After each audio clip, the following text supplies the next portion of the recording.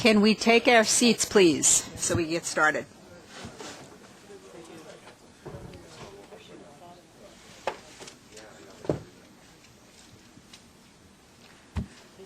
Good morning. Happy 2010. Do we have any public speakers this morning?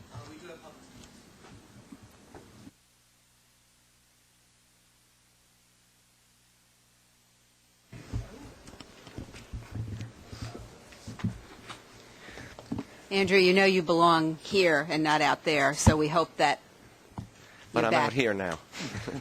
Thank you for that, Doreen.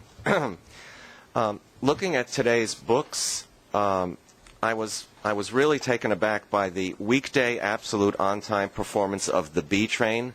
I hope that's a misprint, but I'm afraid it might not be. 4.7%, and the weekend absolute A train of 17.3% on time. What I'm getting at is the proposed service cuts that we've all heard about, and which I guess we're getting a presentation on today. That minute to 2 minutes longer wait on trains is a myth. The fact that you have this kind of on-time performance means that there's going to be an opportunity for that 1 or 2 minute extra wait time to balloon into 5 or 6 or 10 or 12. We know these things don't run like clockwork. To say that the average rider will only experience a 1 or 2 minute longer wait is simply not the real world. And all of those of us that use the system know that that's the case. These are not real. These proposed service cuts are really, really going to impact the public in a tremendous way. And I do recall that when the board voted for the budget in December, the board insisted on saying that they would have another vote to approve the various service cuts.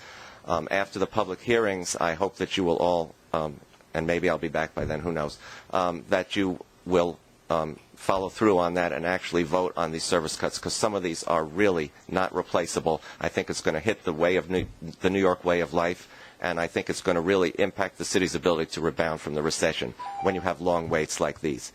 Just as a quick aside, under the procurements, under Granite Construction, it mentions 5 elevated stations on the Brighton line, and it lists them.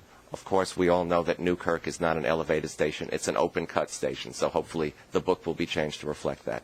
Thank you. Thank you. The next and last speaker is Gene Rushinoff. Good morning, Madam Chairwoman and board members. Can you hear me? And staff. The Strive Ios campaign appreciates the MTA's efforts to make its proposed service cuts. We appreciate the effort of the MTA to make its proposed service cuts have less impact, but the bottom line is the same. The cuts stink. For hundreds of thousands of your riders, it's going to be longer waits and more crowded trains, slower trips, and extra transfers. For example, take the train I use, the M train. You're going to get rid of 25 stops on the M train, and as a result, you're really going to be having service during the rush hours for people who are in southern Brooklyn. Its platform, it's being linked to the V line, and the platforms of the M and the V are totally different sizes. The M is much smaller, and as a result, you're going to see crowding on the V line, which is going to require shorter trains. Interestingly enough, the MTA book on this does not tell you exactly what the crowding would be. It acknowledges there will be, but it doesn't say what it's going to be. Andrew mentioned the loading guidelines, and you're going to see on 7 lines a lot more crowding, and the numbers are staggering. There's going to be more crowding and 10 to 18 standees on the trains, which are going to affect 160,000 riders. This is by the MTA's own admission. On weekdays at midday, 150,000 on Saturday, and 130,000 on Sundays. As for bus service, go through your own list, 150 pages worth of cuts. Thousands of your bus riders will be forced to walk many minutes to a different bus line, make extra transfers, suffer longer waits, or have to go out of their way. Take, for example, the S60 that goes to the top of Staten Island's Grime Hill. Your materials admit that the customers would require to make a 12 to 20-minute walk to get to the nearest bus. That's unbelievable. There is a way out. You can use the authority Congress gave you to spend 10% of federal stimulus funds to keep the subways and buses running. If you don't want to increase the misery of the riding public, you can act in their interest. Thank you. Thank you. Thank you. May I have a motion, and then we'll vote on the minutes from last time? Second? All in favor? Minutes are approved. This is our work plan for the coming year. Any comment? Can we have a motion first? Any comments or questions? All in favor? Okay. Before we start the operations report, I just want to go on record about the public hearings schedule. As the chair of this committee, not only do I feel it's my duty, but I also would like to hear from the people in each borough, and I'm not going to be able to do that because of the schedule. We certainly hear a lot of abuse at these public meetings, but we also hear some very, very good comments and suggestions. If the schedule cannot be changed, I hope that a transcript of what is said at these meetings could be made available to us as quickly as possible so we could take that into consideration before we vote. Can we move on to the operations report? Thank you, Madam Chair. I'd like to first introduce new Executive Vice President Bob Bergen. Mike Schuback has moved on to a job with Strategic Initiatives working for Jay and the Chief Operating Officer, Charlie Monheim. So for those of you that don't know, Bob is returning to public service. He was the former General Counsel at both Metro North and MTA. So, Bob, welcome. Thank you. We have the operations report. Steve Field. Subways. Good morning. The weekday on-time performance results for November 2009 were as follows. The absolute on-time performance was 72.6 system-wide, down 0.6% from 73% in 2008. The A division was at 71.5, while the B division was at 73.3. The performance of a number of lines, including the 2, the A, the B, the D, and the Q, was adversely affected by ongoing station construction projects in which stations are bypassed in one direction or by major track panel or consolidated maintenance projects. The controllable on-time performance was 93% system-wide, up 1.6% from 91.5 in 2008. Performance was about the same for both divisions. There were 42,215 weekday delays in November. The top three causes, supplement schedules, right-of-way delays, and overcrowding, combined to account for 85% of the total. Turning to the weekend on-time performance, the results are as follows. Absolute on-time performance was 48.4 system-wide, up 29.1% from 37.5% in October. And nearly 96% of the weekend delays were caused by supplement schedules in effect due to construction activity. The controllable on-time performance was 89.7 system-wide, down slightly from 89.8% in October. The upward trend in subway weight assessment results continued in November. System-wide weight assessment was 90.1% in November, up 3.1% from last year. Both the A and B divisions showed increases. For the 12-month average, weight assessment was 89.1 system-wide, an improvement of 3.1% from a year ago. Again, the performance increased for both the A and the B divisions. The upward trend also continued for subway mean distance between failures, which was 189,553 miles in November, an increase of 35.1% from 140,283 last year. The 12-month mean distance between failure now stands at 148,417 miles, up 9.1% from 136,064 miles a year ago. And that is my report. Want to keep going and we'll take questions at the end? Okay, Joe. Joe Smith, the buses. On the bus side, weekday AM and PM pull-out performance was 99.6 or better for both the month of November and the 12-month period. Completed trips averaged 99% during the month of November and 98.8% for the last 12 months. MDBF was 46.47 in November, an increase of 7.8% from last year. 12-month average was 39.31, down slightly, but November was our best November MDBF performance on record for transit. Moving on to paratransit, completed trips were up by 14.5% in November compared to last year. The 12-month average was up 19.5% as compared to a year ago. The favorable trend regarding passenger no-shows continued in November. During the month, there were 20,504 no-shows, down 9.5% from last year. As a percentage of scheduled trips, passenger no-shows were 3.55, down 20.2% from a year ago. That's it for buses. Chief?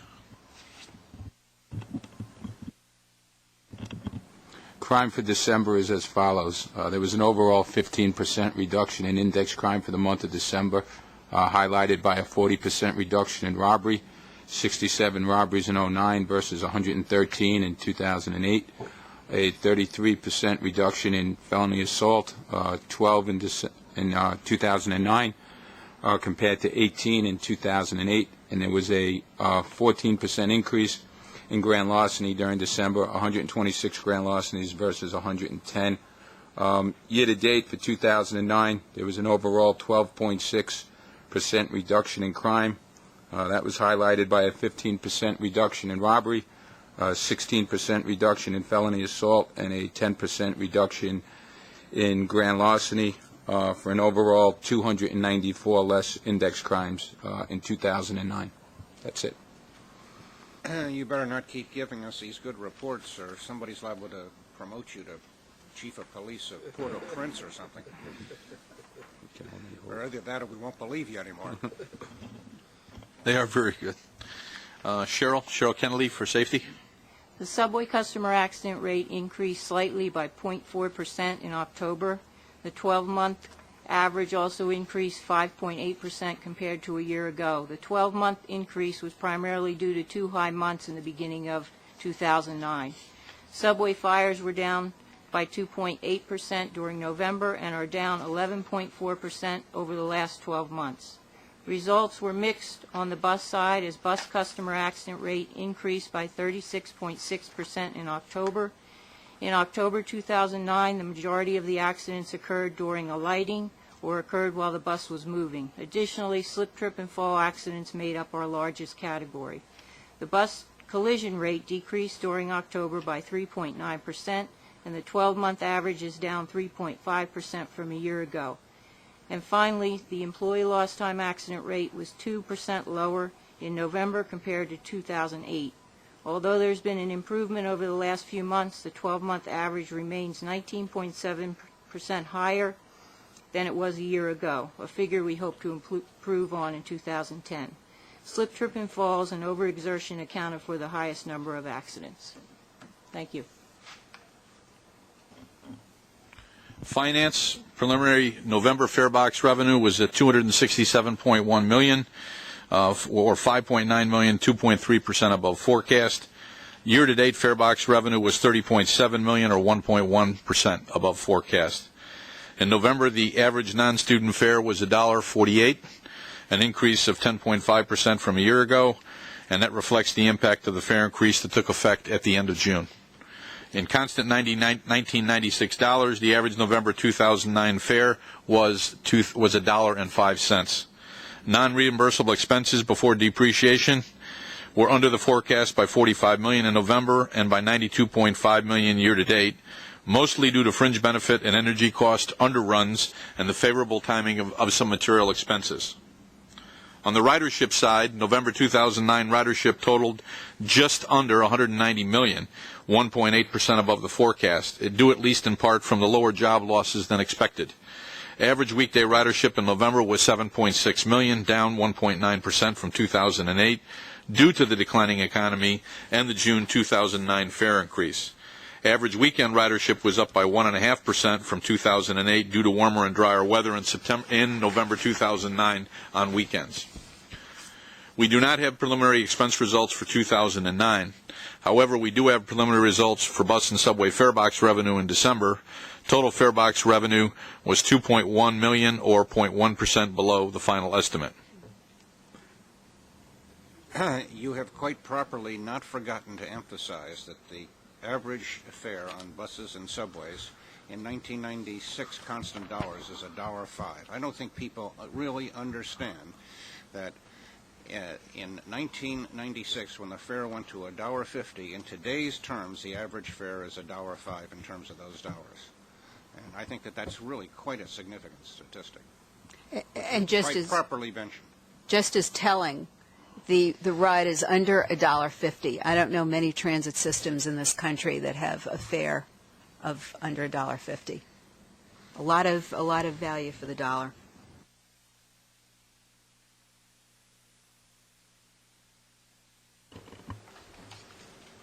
You're used to us criticizing you. We're saying nice things about everybody. No, You seem surprised. Take it while you have it. No, I'm sorry. I should have acknowledged it, but I mean, it is a statistic we probably do not raise often enough and let people know the value of the ride they actually get.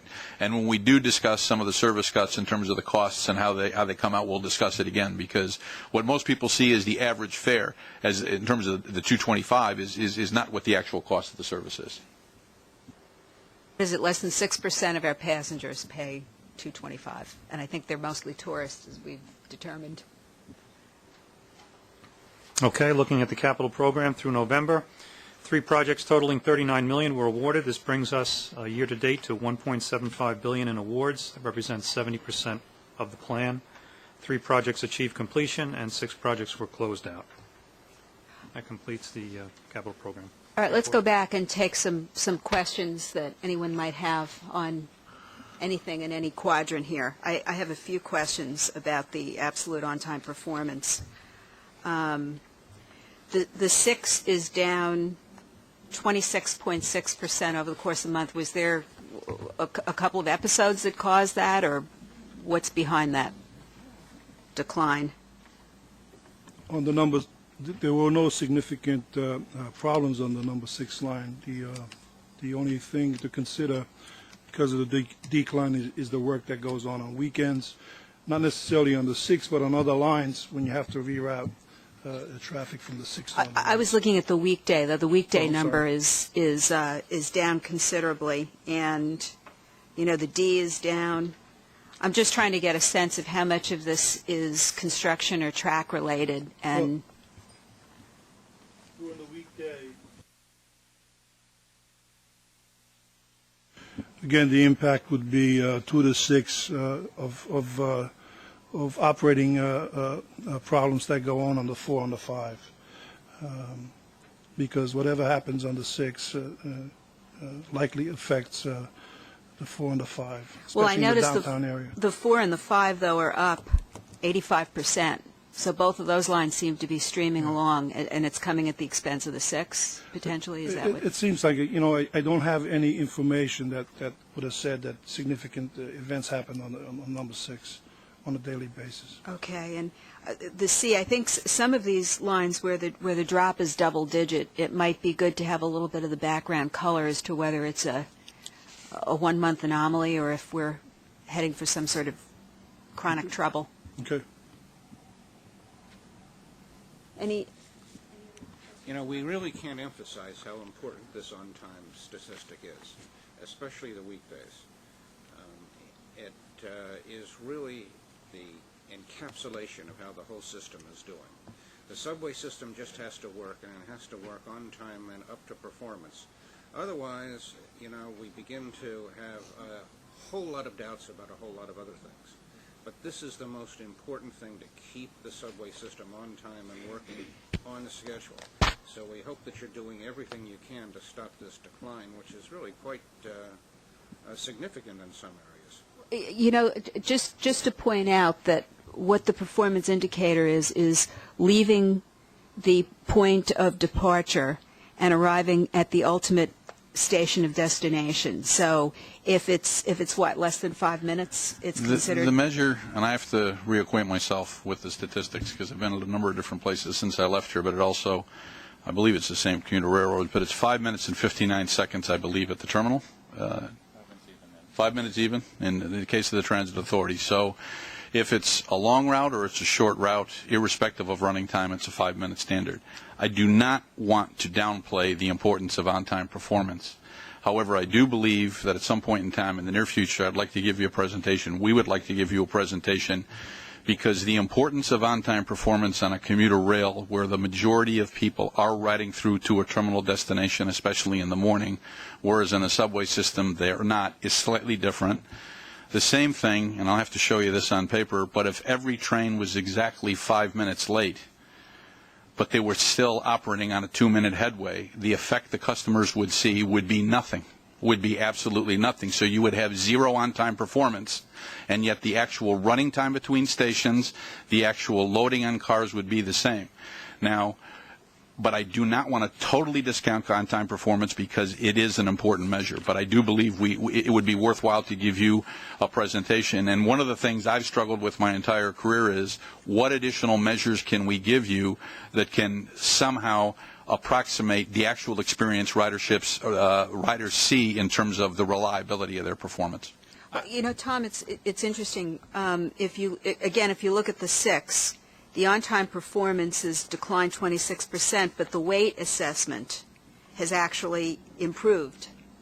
So people are not waiting longer than they need to. I think at some stations they probably are, if the train is overall late. But we have to look at sort of the intersection of some of these. It's the weight, but it's also the loading per car, because I believe Andrew Albert raised a good point, which is that even if you're, because what defines a total experience? What's your running time between 2 points? How comfortable is the ride? How crowded is the train? And all of those factors need to be taken into consideration. But I do believe right now there's an overemphasis on on-time performance. I don't want to totally discount it because I don't want to lead you down the wrong path. But I do think we owe you a presentation, and we need to come to terms with a variety of measures that actually describe that experience. Jeff? I would certainly welcome that. I guess speaking for myself on this committee for the last couple of years, I have never been confident, frankly, in any of these numbers. Not necessarily in what not exactly the measurement itself. It's what they're measuring against. Over the last 2 years, we've changed the base on a good portion of these. There was nothing to measure against. So if it was up to me, if you want to throw this out and start from scratch, I would welcome that opportunity. I just need someone to explain why you want to pick the right indicators, what we're going to measure against, and, manage to it. I never got the sense. I really don't know what managers manage against on this sheet of paper. I really don't know the answer to that.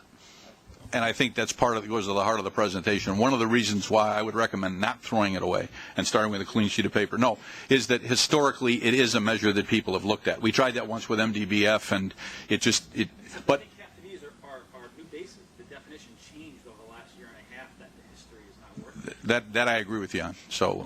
But I don't want to have this take forever, but in the first quarter of 2010, I'd like to come forward with you with a presentation to explain this. And also we'll bring in other people. We do not want to solely define what the ridership experience is. We need to get input from riders and people that represent riders. Any additional questions on the President's report? Okay, procurements. There is one procurement that we weren't able to change the detailed documentation that's in front of you, and Stanley, in going through them, will describe what we've done, but we've actually removed part of a scope from one of the procurements because there were some questions raised at the MTA. In light of all of the different cost-cutting measures that we're taking, this is one that was identified. So, Stanley, if you'd go through. Sure.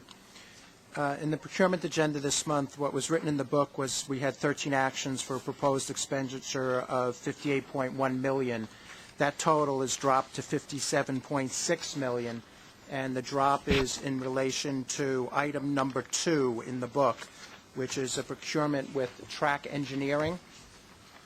And in that, in a review of opportunities to cut costs, we reduced the cost of that contract from $1.4 million to $897,149 by only asking for your approval to award the base maintenance portion of that contract.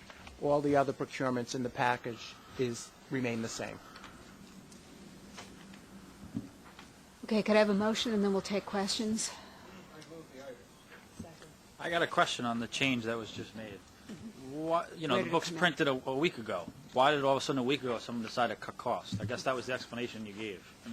I'm sure that wasn't the case, but that's what you said. Well, what happened is when the chairman committed in December, the decision to re-award this contract to this vendor was something that was in the works for months, and it was being negotiated and discussed probably 5 or 6 months ago. In December, when the chairman committed to doing a number of things, to go looking across the agencies to see where we could save money, and then bringing on Accenture, this was one project that was identified, and one item of it, the $472,000, was flagged. The importance of going forward with the rest of the procurement, at first the question was, why don't we pull it until we analyze it? And then on further analysis, that would put Joe in a position where he's been able to develop steady streams of information regarding oil fuel analysis, fuel analysis on buses, so that when we have a problem with a particular diesel engine, we can go back to the manufacturer with it. So we split the procurement and took out that which was in question that's being looked at versus that portion we felt we need to go forward with. I don't think you'll see this that often, because I don't like to pull procurements that we brought up before the board or in some way, shape, or form. Any other questions on any of these procurement items? We've got some ratifications in here as well. Going once? Okay, can I have a vote? Aye. The items are moved. I think we've got some presentations now. We've got some standard service changes, and I want to distinguish those versus the ones we're going to talk about in terms of special presentation. There are 4 schedule picks that the authority goes forward with every year. One is a system-wide pick that I believe employees are able to pick their tour, their location, etc.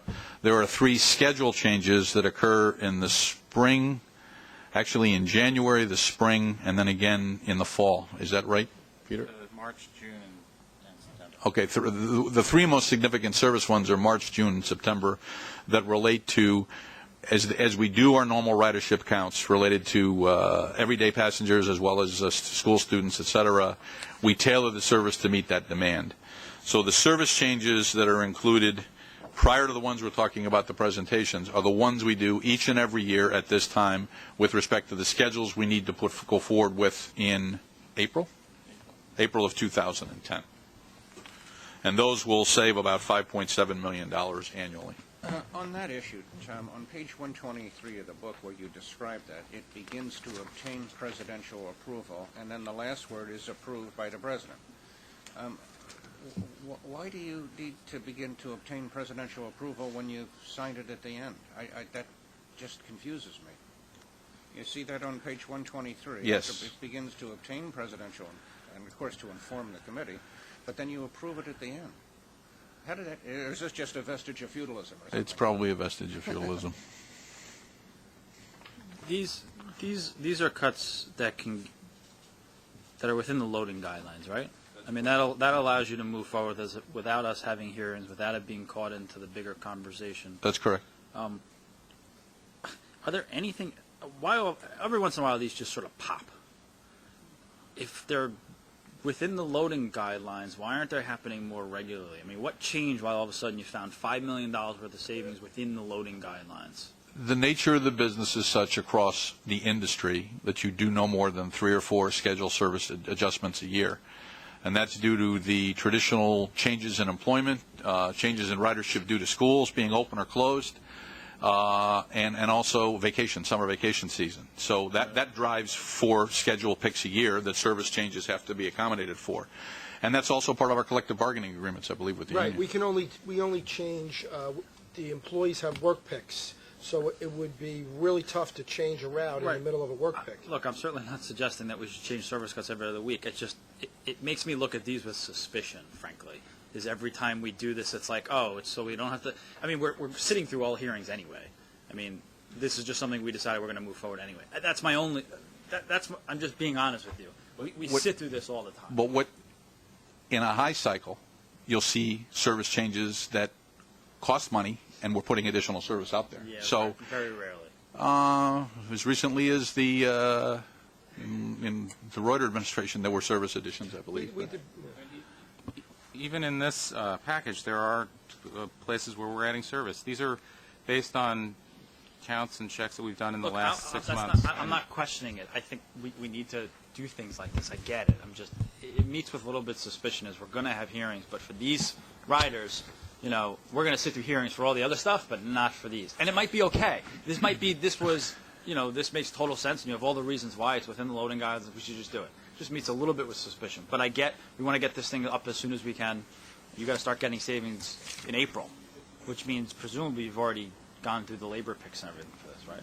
Well, the pick goes in April. Okay. That's when So that's the why you operators, gotta do it. right, that's why we put it in effect in April. Historically, we've brought them forward to the board for information. We saw no reason to deviate this time, because otherwise people say, why did you deviate this time? So, Just a quick question, if I can follow up on, I think what Jeff is asking is, this is a recurring thing, happens all the time, every year, right? How come we didn't budget the $5 million last year if we knew that this was going to happen? Much of this was budgeted. Some of this is, when we do the budget, it's an estimate of where we think ridership is going. But this is largely reflecting the declines in ridership due to the economy in the last year or so, as we've been observing on buses. But as I point out, there's some routes in Queens and the Bronx where we're increasing service. It all reflects on what the ridership is actually in the field, as well as running time changes.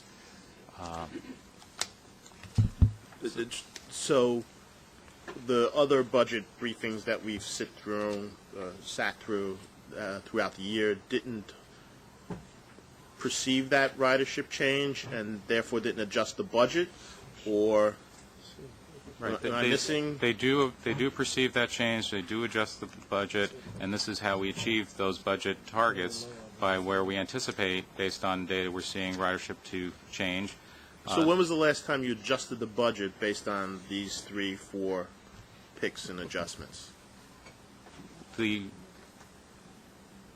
it right, annually? the or, November, and the November budget had a similar increase or reduction?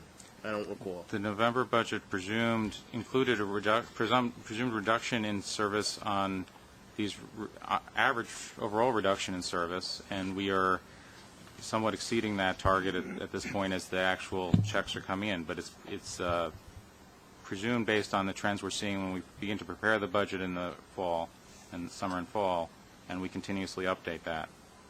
Okay, thank you. Any other questions? Okay.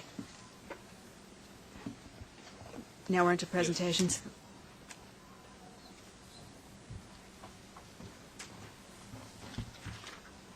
who's doing MetroCard report?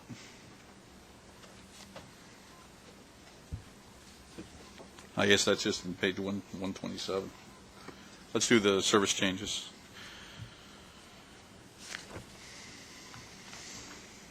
Next. I wasn't here, but I know you all sat through last year a series of public hearings that talked about service reduction proposals that the NYCTA brought forward last year. Those went through quite a long process of hearing responses from people. And ultimately, at the end of the day, based on other actions being taken, we did not have to enact any of those cuts. But as you all know, in December, we were forced to move quickly to balance our budget as a result of some state cuts and underperforming revenues, which opened a gap of some $400 million.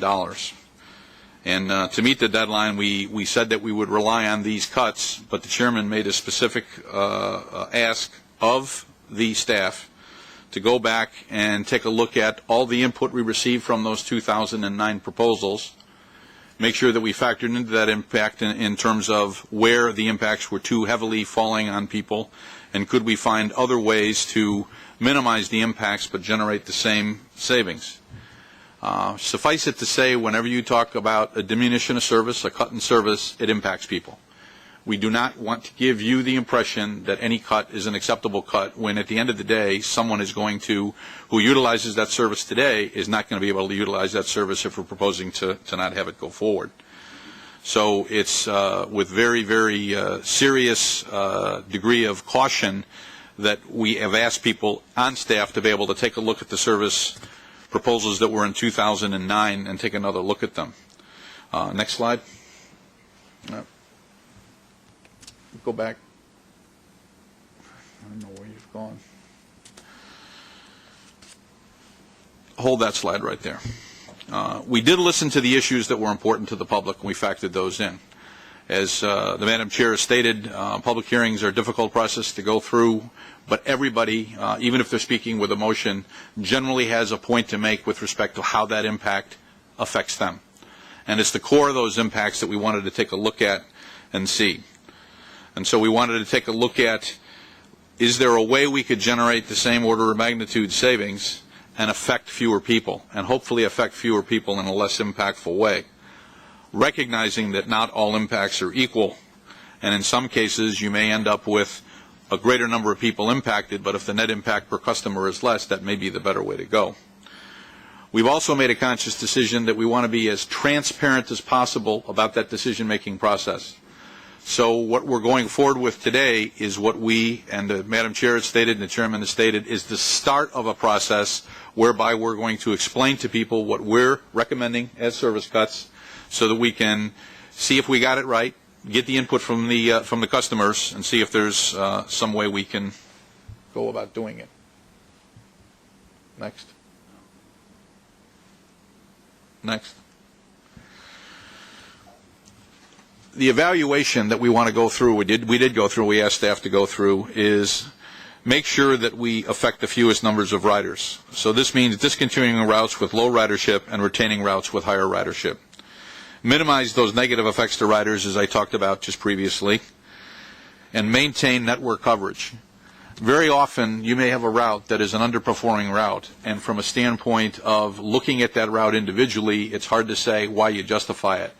But if it's part of a network and it's a leg of a transportation journey people use, then it has to stay in place, especially if it's one that people have become dependent upon. So there are factors that we will consider to keep a low-performing route in service and not take a cut there, whereas we take the cut someplace else, because it's an important part of that network coverage that we talked about. We also want to make sure that we continue to operate service within existing guidelines, and that the proposed changes do not violate our loading standards. I mean, one of the concerns we have is not just how frequent trains come or how frequent buses come, but what is the condition of that ride? What is the quality of that ride if the loading gets to be unacceptable? And we want to improve the cost efficiency of all services provided. We're proposing to discontinue routes with a high operating cost per rider and maintain those routes with a low operating cost per rider, recognizing that we do not have a strict menu that we go into a back room and apply judiciously. Operations planning is a combination of an art and a science. Yes, you have principles and concepts that you use to help determine what routes are good and what routes are bad from an efficiency standpoint, but you do not rigorously apply those. Going back to the example I gave you about network coverage, because if you were to do that, you'd find yourself with either disproportionate cuts on people, or in some cases a transit system that did not effectively serve its customers. The major changes that we had over the 2009 cut is the subway proposals were reevaluated, especially the late night headway change, which was removed, going from 20 to 30 minutes. The 20-minute policy headway New York City Transit has been a standard for as long as I've been around. It's been debated a number of times. It's not built on ridership. It's built on the expectations that those people that depend on the service at those hours a night have for 20-minute service, and that's a policy. The lower Broadway line stations remain open as well. Neighborhood restructurings were a major change in the bus package. Attempts to preserve service on many streets that buses operate on, and a philosophy was that making a transfer was much better than losing a bus entirely. It's this issue of not abandoning people in terms of those that are transit dependent. I'm going to have Peter walk through a number of different examples, not exhaustively, just one so that we can paint a picture as to how the evaluation may have differed in 2009 versus 2010, and where the application of a decision to cut service, reduce it, or make the decision to eliminate it, how those decisions were made. As I said, this is not an exact science. It's a combination of an art and a science, and it's one where we tried to vet it through a series of people, even outside of our own operations planning staff. We've gone through the government affairs staff, who generally have a closer tie with the elected officials and stakeholders and have the feedback of the customers. And going back once again to my comment that this is the start of a process, is we do not expect the dialogue to end here. Peter? Thank you. Next. We'll start with an example of one of the changes we made to the plan in the subway side. And as the President indicated, these are illustrative. This is not a complete walkthrough of the book, which is on the website at this point. One that's received a lot of attention in the press is the change to the M train. In 2009, as shown on the left of this screen, we proposed discontinuing the M service in southern Brooklyn. It's a rush hour only service that, relatively speaking, serves few riders, and the other subway service that serves those stations provides sufficient level of service. What we took another look at this proposal, and also in that initial proposal involved eliminating the Z train and having the J train make all stops out in eastern Brooklyn and Queens. What we looked at this time is changing the proposal to link the V train, which terminates in the Lower East Side, with the M train serving North Brooklyn and Ridgewood, Queens.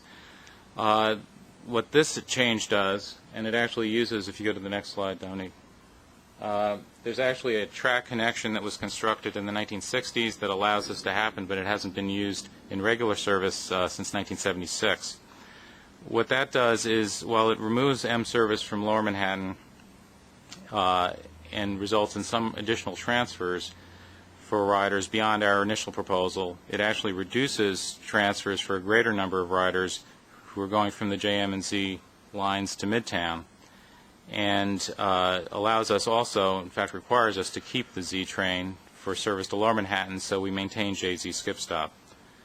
On all these slides, by the way, at the bottom we highlight which of the principles that the President articulated before are really what we're driving these particular changes. So in this case, we were trying to minimize the negative effects and actually add some positive effects while still improving cost efficiency. Next.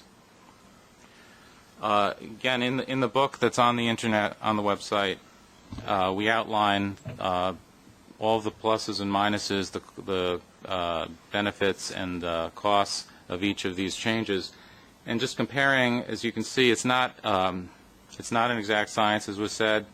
It's not simply adding up the number of people affected, because we also considered how people were affected.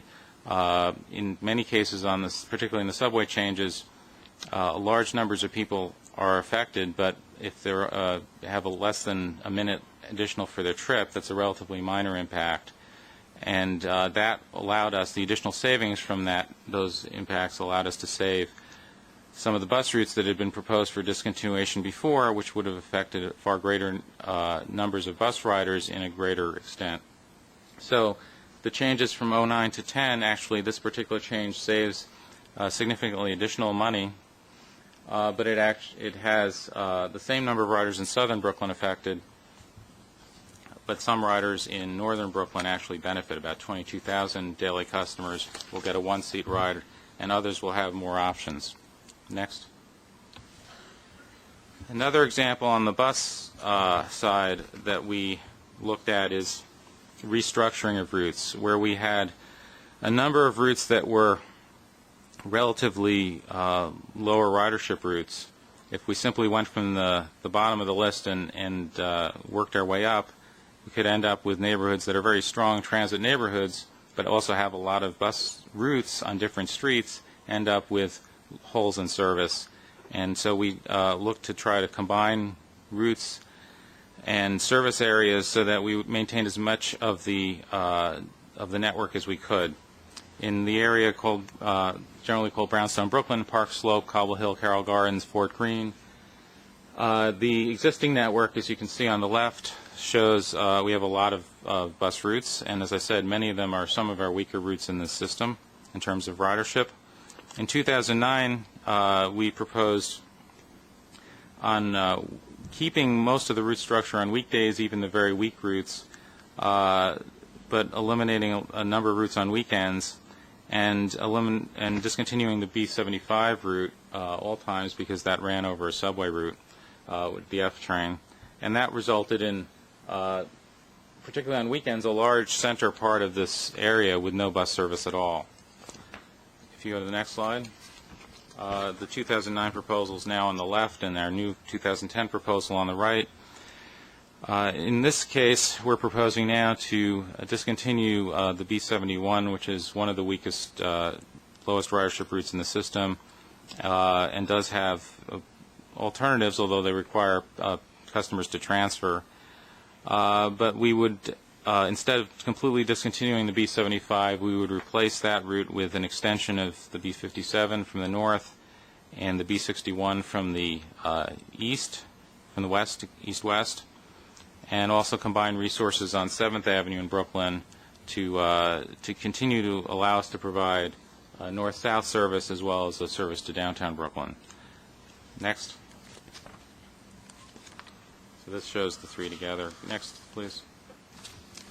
Looking at the riders impacted, in this case, we save additional resources over what we projected last time, but we affect fewer riders, and those that we do impact have less of an impact. Whereas before we were discontinuing service for over 6,500 B75 customers, we now maintain service for most of them. The 1,100 riders shown here are the ones that are actually will now have to transfer between two buses, but they'll still have bus service over the entire length of the route.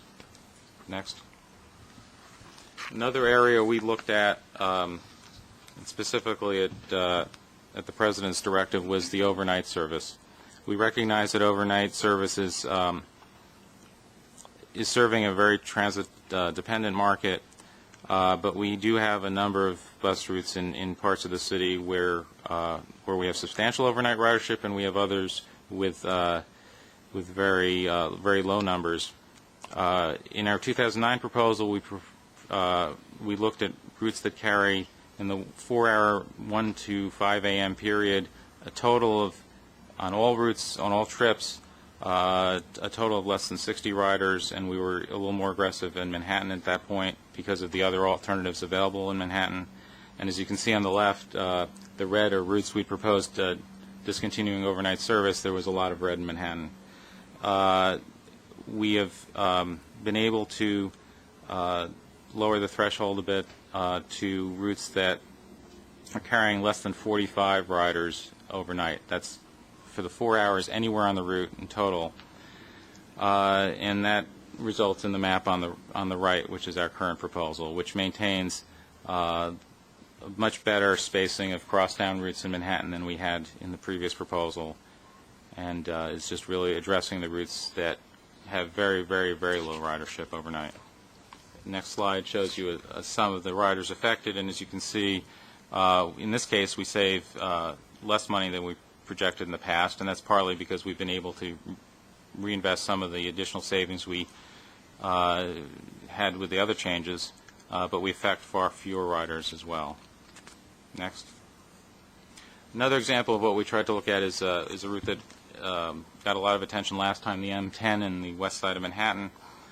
In 2009, we proposed discontinuing the route completely. It was a route that is on top of the subway for a good portion of its route and has other parallel bus lines, but it's also a very heavily used route. We re-looked at this route in particular and felt that north of 59th Street, and particularly up in Harlem, it was an important service that should be maintained. It does overlap with the route that continues further south. Currently from 72nd Street, the M20 starts all the way down to 34th Street, where the M10 currently ends. And most of the M10 ridership is north of that point, but a lot of the cost, or significant amount of cost, is tied up in the traffic congestion of Midtown, where the M10 is going down to 34th Street. So our current proposal is to run the M10 from Columbus Circle north. So we maintain it on the bulk of the route. If you go to the next slide, instead of discontinuing a route for 11,000 weekday riders and 14,000 weekend, if you look in the book where we list all of the ridership for all routes in the system, when we show weekend riderships, we're adding Saturday and Sunday together. So that's why 14,000 is Saturday plus Sunday. That's what would have been affected with the new proposal. We affect far fewer riders, and the effect for them is a transfer, not a complete loss of service. The cost savings, of course, in this case goes down significantly, but we think it's much more closely matching demand. Next. There were several other heavy ridership routes that were proposed for discontinuation in 2009. Examples are the B25 and BX4 that run on top of or underneath rapid transit lines. In this case, with the relook, we are not proposing discontinuation of these routes, and there's several others in the system as well. So these are not going to be changed at all. Next. So as you can see, these were routes that have ridership above 10,000, which is much higher than the level that we're now looking at. Next. Another example is the BX34 in the Bronx. This also got a lot of attention. One thing I should have pointed out is this was also, a number of these changes were in response to what we heard at public hearings, not just these large routes which got a lot of attention, but there were other changes that we made where we realized that there were unintended consequences to some of the proposals last time, so we've tried to adjust that. In the case of the BX34, it's not quite as high ridership route as some of the others, but it is high enough that on weekdays we're proposing to keep it. We will still propose on weekends to discontinue it. There are other bus routes on this entire, or almost this entire corridor, so for the most part the impact here is an additional transfer. Next. Again, you see this is a route that carries about 5,000 weekday and combined about 4,000 on weekends. Next. There are some routes proposed for service discontinuation on weekdays that in the previous proposal were not. These routes tend to be, particularly on both the local and express bus side, they're routes that are very low in ridership. They are ones, to be honest, where there are no immediate alternatives for riders, and that was pointed out, I think, in the public speakers. The F60 on the left, the alternative is to walk down the hill. However, this is a route that carries less than 200 riders a day, has an extremely high cost per rider, which is also indicated in the book, and is really not effectively serving the potential market that it, and taking those savings allows us to continue to serve other larger areas. On the right, the Q79 is a cross-town route in far eastern Queens near the Nassau border. Again, very low ridership.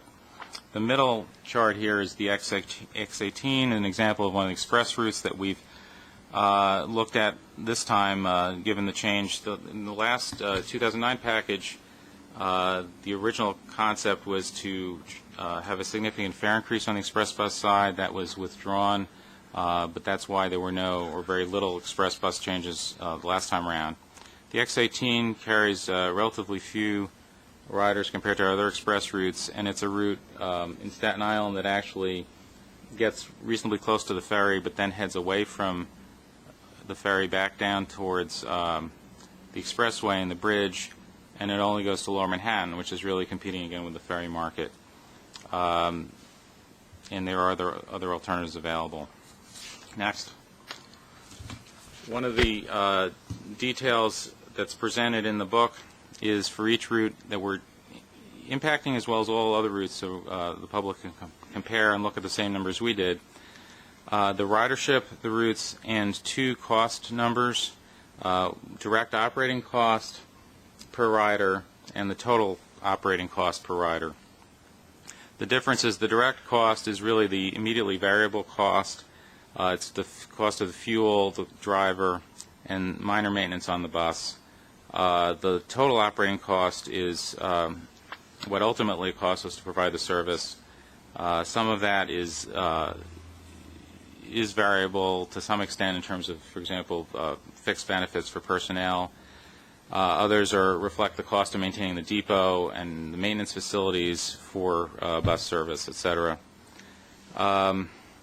As you can see, these routes have very high cost per rider. In the case of the S60, the total cost on the weekends, for example, is over $25 a rider. And that compares with, as was mentioned before, our local average bus fare is $1.14 when you factor in transfers and student and reduced fares, as well as discount passes that people have out there. The X18 is in comparison on the express bus side. In this case, its direct cost is almost $9. Its total cost is over $16. The average express fare is $4.22. So that's the average revenue that we're getting in compared to these costs. The S60, by the way, is the lowest ridership bus route in the New York City transit system, and the Q79 is the second lowest, and the X18 is the fourth lowest express bus. These were, as I said, just examples. Next. The book that we have given the board and published on the web includes an unprecedented amount of information in one spot about our ridership and costs. Those are listed in tables at the beginning of the book. And then throughout the book we detail we call one-pagers, which include maps and some detail about each of the changes that we are making, as well as alternatives that people have. Next. As was said before, this is the beginning of the process, and it's actually now, the Friday was last Friday when we were preparing this. It's already up on the internet. And we will have the public hearings and be back to the board with a vote.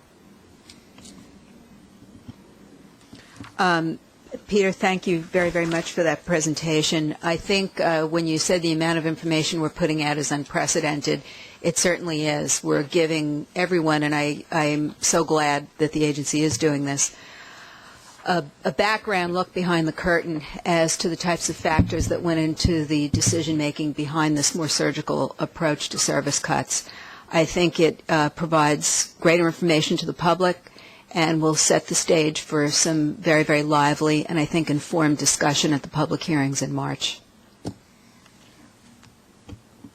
Any questions or any comments? Thank you for that presentation.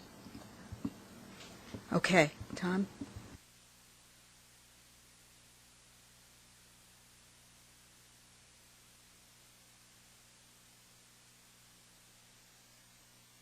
Presentation on paratransit?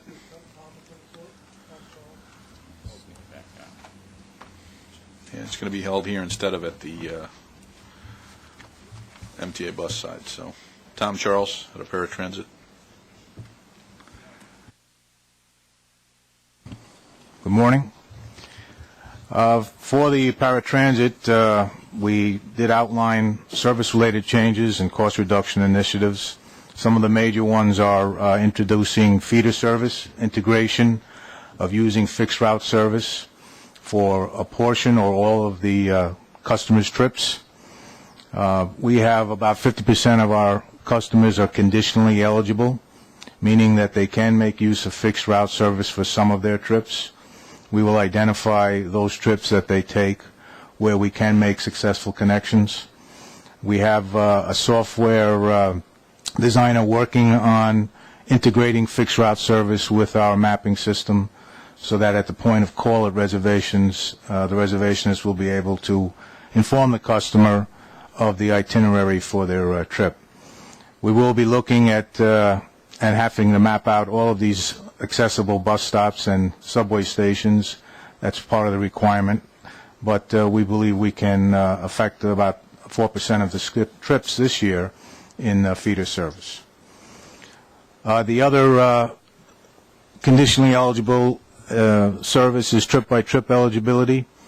We do have customers who are eligible during extreme weather. We had done some decision-making on that through seasonality. We declared certain months where persons that were affected by extreme weather were able to travel. We're going to take that a step further and define those days by temperature, degree, by weather forecast with the National Weather Service, when the extreme weather will require us to provide them with the trip. This is another software enhancement that we're working on. We expect to implement that for the summer months beginning in July. Other non-service related, we have made investments in our software and hardware. We've not only been reactive to the demand, but trying to be proactive to get us to this additional way of delivering paratransit service. With this investment, we are now able to close out the bookings at 5 p.m. and do what's called a full reoptimization of the schedules. Prior to this software enhancement, it would take hours, and we weren't in a position to give out the schedules to the carriers. Now, with the investment, we've tested it over the past 3 weeks. We've gotten the reoptimization done within an hour or less. So we're confident that we'll be able to instill this operation into our scheduling. It has shown improvements in productivity by a percentage point. And so this is another area that we believe we can start to improve our productivity, the ratio of trips to vehicle hours. We're also making use of the AVLM system. As you've seen from the reports, our no-shows are in a declining trend. We believe we can achieve some more efficiencies through scheduling and dispatch. We now have about 70% of the vehicles are installed. The remaining vehicles are with 2 carriers who are moving into new facilities. We expect them to be on board within the next 2 months. But we are seeing some good benefits with the automatic vehicle locator system in improving our dispatch opportunities. We also have the expansion of our taxis and vouchers. As you know, back in September, you approved 7 additional procurements. We're now 3 months or 4 months into working with those new car services, and we have had an increase in our voucher and taxi authorizations. Our initial 7 contracts are expiring in May. We have a request for proposal process in works, and we're looking to see if we'll get a better turnout and increase the number of carriers we can use with car services and taxis. We also are working with Taxi and Limousine and Chase on a prepaid card program, taking advantage of the yellow cabs that can accept prepaid cards. Right now we're still at the built-in phase. We've exchanged information from all 3 parties, Chase, Taxi and Limousine, and ourselves, so that we can produce monitoring and controls so that everyone is comfortable with the accountability and make sure that we have some internal controls to minimize fraud. We're right now reviewing those reports, and we hope to have this program begin sometime late February. And that concludes my presentation. Thank you. Tom, questions? Yes, Jeff. Really, not necessarily a question. I've been talking a lot with Tom and Joe about this. It would be helpful if, as we move forward on this plan, since there's no necessarily hearings and you can move forward this as quickly as we can, I'd love to actually see some of this stuff in person. Obviously, I want to make sure we take advantage of all the administrative efficiencies that you talked about, the scheduling, the rerouting, the taxis, and all that sort of stuff before we get into the feeder route stuff. But I would request that we have more regular updates about how we're going to implement the feeder routes and how these other things are moving forward. I know every once in a while we come and things are happening. I want to get a more definitive approach because we're never really tracking whether things are going to happen this month, next month, at least at the board level, this month, next month, or the month after that. It's sort of unclear to me as to when expectations are supposed to be and when they come. Maybe what we should... And in the end, I just scream wildly and emails get sent. And we don't want to miss that. Not appropriate. We don't want to deprive you of that. Maybe what we could do is propose some alterations to the work plan to add that in and then vote on that next month and get that going. I think it's an excellent suggestion, and thank you for the work you've been doing on taxis, Jeff. Very much appreciated. All right, keep yelling. All yelling is good. Any other questions? Well, in order to help you with that, I'll ask Tom to develop a plan of approach and then identify those that we think that you would want the most input. Obviously, the issue of when you're starting to transfer people to the subway portion of the system, you have to exercise some care in doing that. You don't want to do that to a dialysis patient. You may be able to do that to somebody that has a limited limitation. So, and how we're going to continue promoting There's a lot of other programs that I think you're working on promoting, which is getting people to take the transit system if they can. I mean, there's also a whole group of individuals that are willing to do that. They just need to be trained. And I know there's a training program to do that. And as we move into this, I would suggest we almost invest in that area, because in the end, that just saves a lot of money. And frankly, the individuals who want it, they would much rather be relying on mass transportation rather than the paratransit system. What we found at TransLink in Vancouver was it was that population themselves that stimulated others to use the regular system rather than use the what we call the handy dart system, because they would rather. There's a certain percentage of the people would much rather be on the regular transportation system. I think we are doing a lot of those things, but we got to do a better job of is informing you where our progress and where we stand on them. If there are no other questions on the presentations part of this, any final questions on the Transit Committee portion of the program? Okay, let's close that and go to bus. Joe? Okay, good morning. I'd like to ask the committee to approve the minutes of the December 14th meeting. You have a vote? All in favor? Okay, and the second, we have an updated MTA Bus Company committee work plan for 2010 and request the committee's approval.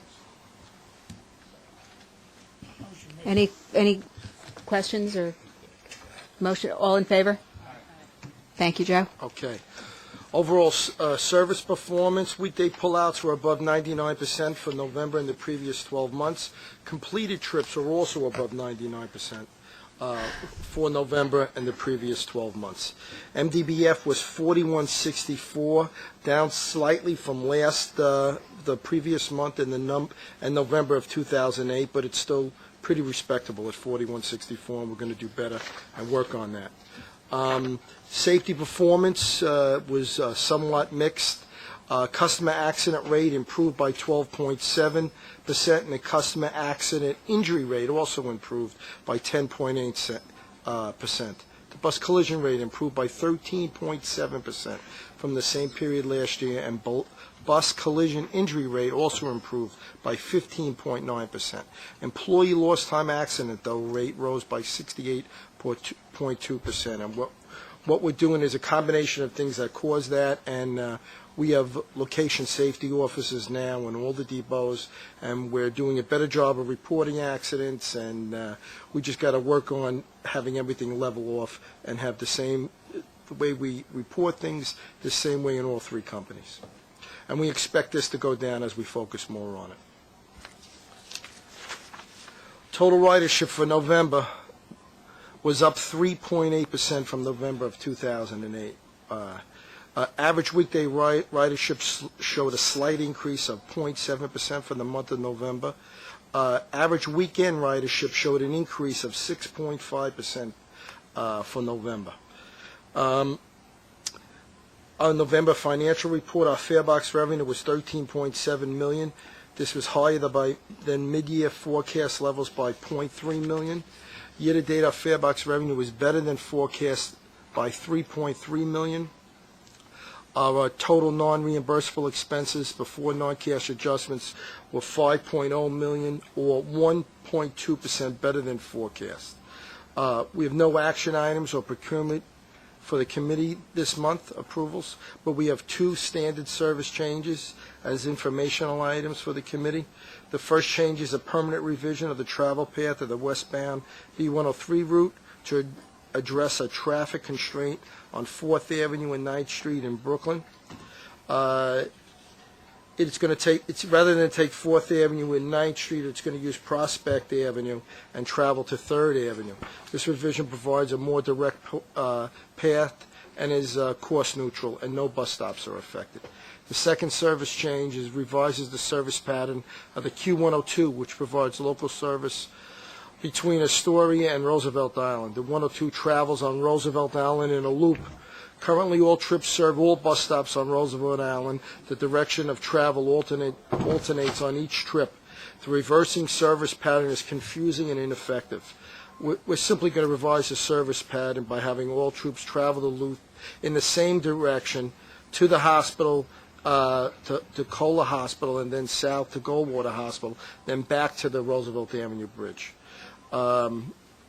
As a result of this, as a result, at the same time we implement the route revision, we are also discontinuing 4 closely spaced Q102 bus stops.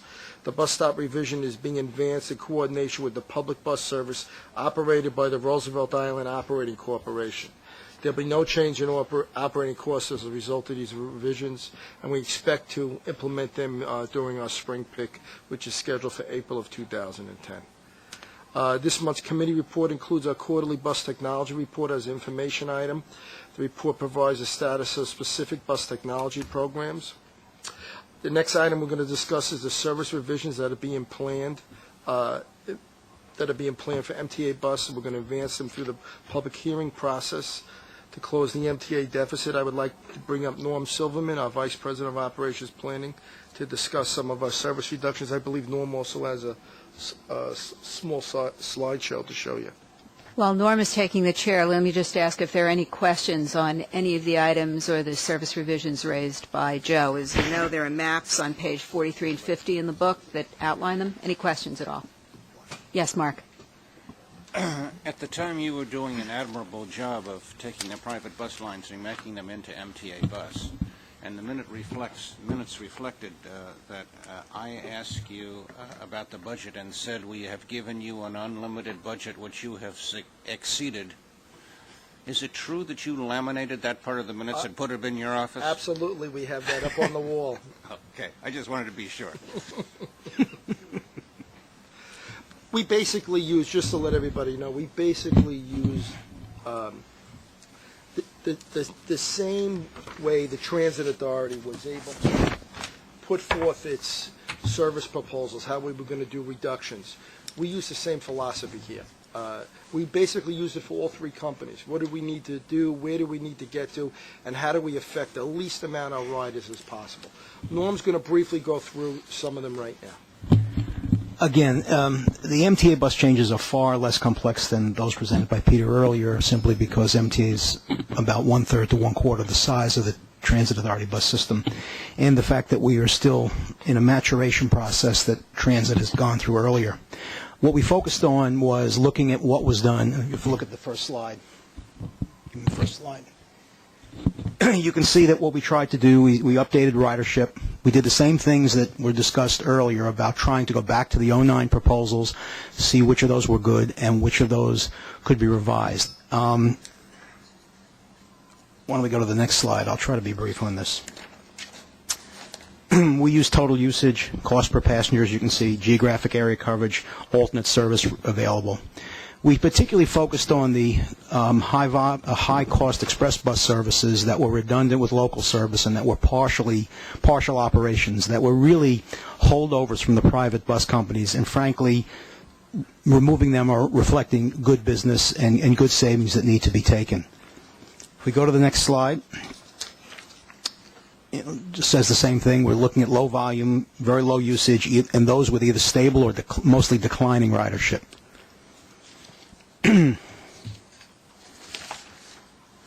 The next chart compares what we did in 09 with what we propose in 010.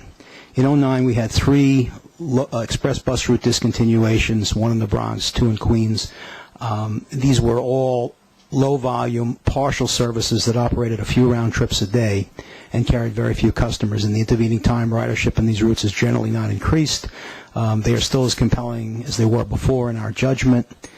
And we've added 2 other routes to the mix, the BXM-4A, which is a companion of the BXM-4B. It provides express bus service along the Grand Concourse to Midtown area, and the Q89, a part-time local bus service that carries less than 100 customers a day. What I'll do is I'll give you an example rather than go through. I have copies of all of this. This is the exhaustive kind of information that we went through, identical to what Transit did, but simpler because there's simply less alternatives. And again, there are 5 discontinuations in our proposal. As an example, the BXM-4A has 2, provides service, express service along the concourse. There is a branch, the 4A, and another branch, the 4B. The 4A serves one territory If you go to the next slide, why don't you go to the next slide, Robert? You'll see in red, we're not really discontinuing the entire route. What we're actually effectively discontinuing in this instance is just the red section, the section where it branches off the concourse at Gun Hill Road. The 4B portion will continue, and in fact, the service along the concourse will be rescheduled to reflect guidelines. So we're not discontinuing service along the concourse or even cutting it in half. We're just discontinuing a lightly used segment and unifying the service. I'm going to be calling it the BXM4, one unified service. It affects about 50 customers on a weekday, about 30 customers on a Saturday, and about 10 customers on a Sunday. Again, you see the numbers are quite light. I can go through the other four options, but I would assume for the point of brevity, I will be happy to if you'd like, but I assume for the point of brevity, the other four discontinuations are of a similar ilk. Okay. Do you have any questions? Any questions? If you look at the materials that we received, you will see that these are indeed very lightly traveled routes. Any questions? Norman, thank you very much. You're welcome. Thank you, Norm. So we tried to basically have the least impact as possible. We looked at all the routes, and the little has changed from the last AABB, and the overall package, I think everybody got copies of it about in the last week or two. So this concludes my remarks. I'd be happy to take any questions if anyone has any. Any further questions? Okay, if not, motion to adjourn? We are adjourned. Thank you.